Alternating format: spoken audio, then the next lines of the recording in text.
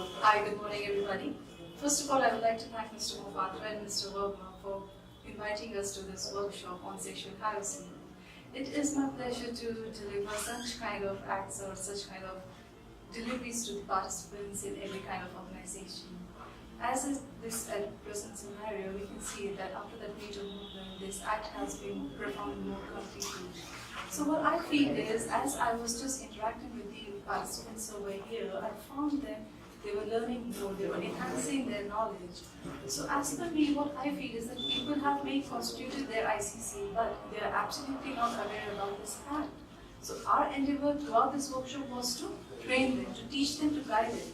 That what is ICC, what is sexual harassment, how do we complain? If the complaint is there, then how do we inquire on that? So these were the things I find the participants quite interactive. They were all, engaged in doing all kinds of activities, workshops, or they were just viewing all the videos as well. So it was pleasure attending and giving an interaction section with the participants as well as the organizers. And I also want to thank the organizers for offering such a nice workshops, and it will be my pleasure to come again and again and present on these organizations. Thank you so much.